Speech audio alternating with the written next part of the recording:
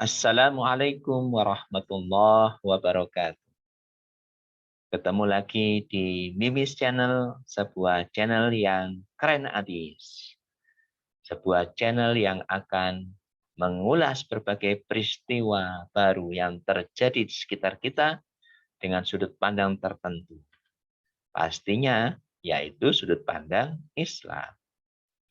Maka jangan sampai pemirsa yang budiman untuk ketinggalan notifikasi ulasan-ulasan terbaru terkait peristiwa yang terjadi di sekitar kita dari Mimis Channel.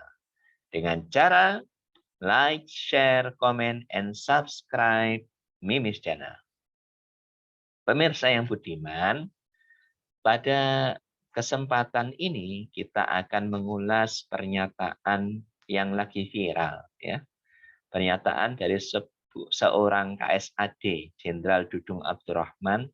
Jadi pada suatu kesempatan dia mengisi kajian kuliah subuh di sebuah masjid di Jayapura atau Papua. Dia berpesan, ya, menyatakan kita tidak boleh terlalu dalam mempelajari agama. Ya, ini pernyataan yang jelas kontroversial, ya. Pernyataan yang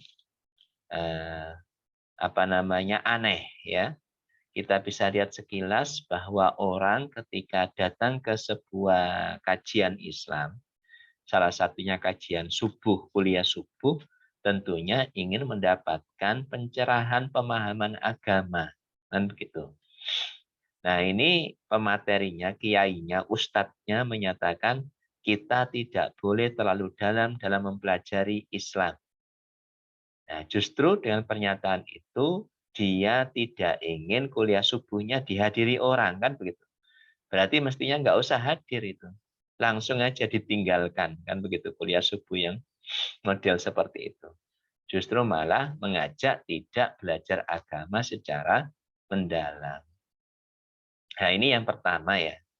Yang berikutnya, yang kedua, pernyataan dari Jenderal Dudung ini, ya, tidak boleh terlalu dalam mempelajari agama, ini justru adalah pernyataan yang salah dan bertentangan dengan sabda Rasulullah Shallallahu Alaihi Wasallam. Rasulullah menyatakan, "Mayyuridillaha khairan yuwaffiqahu fiddin." Barang siapa yang dikehendaki oleh Allah kebaikan, ya, siapa yang diinginkan oleh Allah mendapatkan kebaikan, maka yuwaffiqhu fiddin. Maka Allah memudahkan baginya untuk belajar agama, untuk memahami agama. Jadi faqih fiddin, ya, paham secara detail rinci terkait hukum-hukum, ya, terkait dengan aturan-aturan di dalam Islam.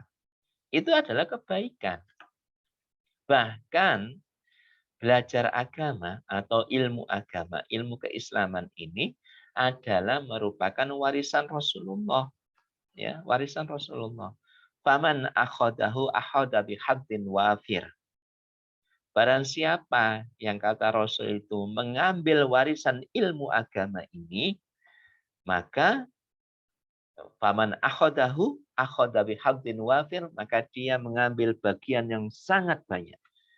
Bagian apa yang sangat banyak? Bagian kebaikan yang sangat banyak. Nah, jadi ilmu agama, mempelajari ilmu keislaman, di samping adalah sebuah kebaikan yang berlipat ganda, ini juga perintah Allah dan Rasulnya.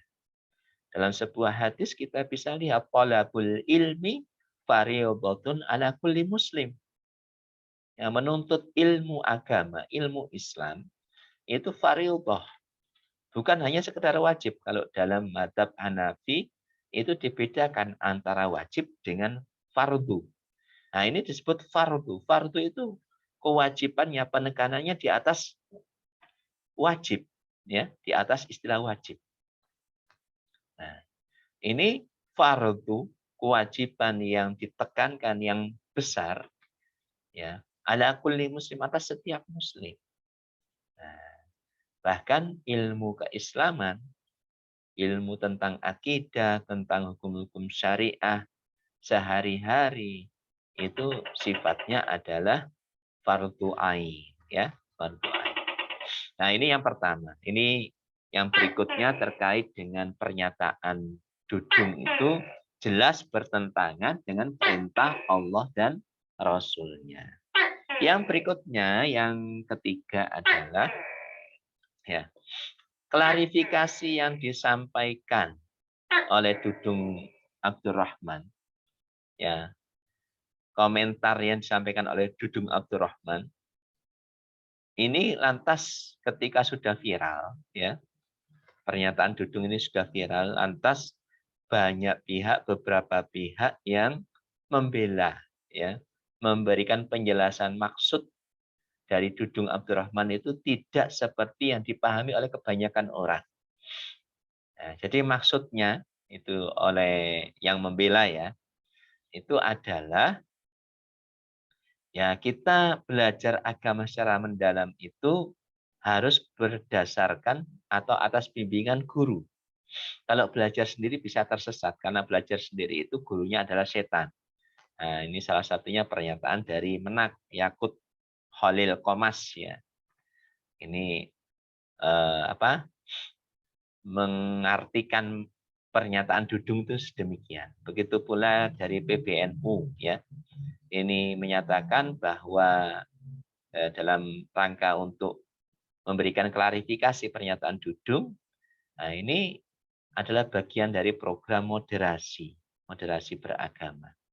Nah, jadi kita ketahui bahwa program moderasi beragama itu tentunya adalah program untuk menjadikan atau memformat ulang ya sosok muslim yang ada di Indonesia itu dengan format yang baru, yaitu format sebagaimana rekomendasi dari Rain Corporation, yaitu sosok muslim yang ya ramah, menerima, terbuka terhadap nilai-nilai dari barat. Contohnya sekulerisme, memisahkan agama dari kehidupan, liberalisme, permisivisme, hedonisme, begitu. Dan tentu itu semua isme-isme yang baru disebutkan tadi itu, yang kami sebutkan tadi itu jelas isme-isme yang bertentangan dengan ajaran Islam. Nah, di samping itu, kalaupun memang maksud dari pernyataan Dudung itu sebagaimana pernyataan atau klarifikasi dari orang-orang yang membela, yaitu harus dalam bimbingan guru ketika belajar agama. Terus pertanyaannya kenapa ya redaksi yang digunakan Dudung Abdurrahman itu redaksi yang seperti itu? Kok tidak langsung saja mengatakan ya jangan belajar agama tanpa bimbingan guru? Mengapa kok tidak seperti itu? Kok pernyataannya, redaksinya tidak boleh terlalu dalam belajar agama? Nah ini. Nah, tentu pernyataan Dudung ini berkelindan dengan realitas yang ada saat ini, ya kan? Nah, realitas yang ada saat ini yaitu digalakkannya program moderasi beragama, ya, dengan ditandai adanya revisi ratusan buku yang diterbitkan oleh Kemenak, itu direvisi buku agama ya dari Kemenak itu direvisi jangan sampai konten jihad dan khilafah itu dimaknai yang bertentangan dengan program moderasi. Tidak dalam bahasan fikih tetapi bahasan sejarah saja ya, direvisi. Begitu pula kemudian ya saat ini ada program yang menjadikan ya orang-orang yang kritis terhadap pemerintahan, yang menyodorkan solusi-solusi dari Islam. Nah, ini lantas kemudian berusaha untuk persempit ruang geraknya, dikriminalisasi. Ya, gerakan-gerakan Islam, aktivis-aktivis Islam. Di samping itu, ya, yang barusan ya ada penangkapan 3 ulama oleh Densus 88, salah satunya adalah Ahmad An-Najah, Al-Ustadz Ahmad An-Najah, seorang anggota Komisi Fatwa dari MUI. Tentunya beliau bukan orang sembarangan, ya. Beliau lulusan Al-Azhar. Nah, jadi ada sebuah benang merah bahwa sosok yang pemahaman agamanya itu mendalam, itu berpotensi untuk melakukan aktivitas-aktivitas yang terkait dengan radikalisme ataupun terorisme. Ya, dengan adanya tadi itu penangkapan ya Al-Ustadz Ahmad An-Najah yang kemudian dituduhkan ya terkait dengan radikalisme terorisme. Nah, ini benang merahnya di sini. Jadi sehingga ada pernyataan Dudung itu tidak boleh terlalu dalam. Kalau terlalu dalam, nanti akan melahirkan pemahaman agama terkait dengan bagaimana pengelolaan ya kepemilikan umum sumber daya alam, kekayaan alam. Yang di dalam Islam itu kekayaan alam itu adalah milik rakyat, milik umum. Dan haram untuk diprivatisasi, haram untuk diswastanisasi dan dikangkangi oleh perusahaan swasta termasuk perusahaan asing. Nah, kalau umat Islam paham ini, kan begitu, maka tentu umat Islam akan bergerak menuntut haknya. Ya, sumber daya alam, minyak bumi yang dimilikinya saat ini dikangkangi oleh asing. Blok Cepu dikangkangi oleh Exxon Mobil. Kekayaan alam yang lain, misalnya Blok Tangguh, dikangkangi oleh ya, Newmont. Begitu pula tambang emas ya di Tembagapura di Papua dikangkangi oleh Freeport McMoran dari Amerika Serikat. Ya. Ini beberapa contoh. Kalau umat Islam itu belajar agama terlalu mendalam hingga pada bagaimana Islam mengatur ekonomi, bagaimana Islam mengatur sumber daya alam, mengatur pendidikan, mengatur pemerintahan, maka ini menjadi batu sandungan bagi para penjajah. Penjajahan gaya baru, penjajahan di bidang politik, di bidang pemerintahan, di bidang ekonomi, itu akan tersandung, ya, akan ada penghalang dari umat Islam yang melek dengan pemahaman agama yang benar, yang mendalam, sehingga mereka akan menuntut haknya. Mereka akan membebaskan negerinya dari berbagai macam penjajahan, termasuk penjajahan gaya baru, baik oleh kapitalisme maupun oleh neokomunisme. Yang berikutnya, yang keempat, yang terakhir, jadi pernyataan Jenderal Dudung Abdurrahman tidak boleh terlalu mendalam dalam mempelajari Islam. Ini justru akan melahirkan kebodohan, ya, akan melahirkan kebodohan. Ya. Kenapa? Kebodohan dalam arti terkait dengan halal dan haram, terkait dengan terpuji dan tercela. Manakah yang terpuji, manakah yang tercela, manakah yang halal, manakah yang haram, manakah yang baik dan manakah yang buruk. Ini lantas orang menjadi jahil, menjadi awam, menjadi buta terkait itu. Sehingga dia dalam kehidupan sehari-harinya menghalalkan yang haram, mengharamkan yang halal. Mengurusi bantuan sosial, dia sendiri yang mengorupsinya. Dana-dana rakyat, dana-dana negara terkait COVID, dan yang lain-lain ini malah dikorupsi. Utang menumpuk yang kemudian ya konsekuensinya negeri-negeri Islam ini masuk dalam perangkap utang. Nah, kemerosotan moral, dekadensi moral. Apakah sedemikian ini yang diinginkan? Potret manusia Indonesia yang tidak tahu halal dan haram, yang tidak tahu mana yang terpuji dan mana yang tercela, yang tidak tahu mana yang baik dan yang buruk menurut Islam. Termasuk apakah potret bangsa yang seperti ini yang kita inginkan, yang kemudian terjajah, padahal keterjajahan itu haram di dalam Islam. Bahkan seharusnya bangsa Indonesia itu berusaha keras untuk membebaskan diri dari segala macam bentuk penjajahan. Apakah sedemikian potret bangsa, potret manusia Indonesia yang diinginkan dengan pernyataan tidak boleh terlalu dalam mempelajari agama? Apakah mempelajari agama itu hanya di pinggir-pinggirnya saja? Hanya urusan sholat, urusan zakat, urusan ibadah haji, puasa Ramadan, syahadat, hanya itu? Kalau kemudian kita mempelajari Islam hanya di situ, maka apa bedanya? Kemudian kita ya telah memisahkan Islam dari pengaturan kehidupan ini. Nah, ini adalah sekularisme yang ingin ditanamkan di tengah-tengah kaum muslimin. Seharusnya Jenderal Dudung Abdurrahman ya, ini lebih ke tupoksinya ya.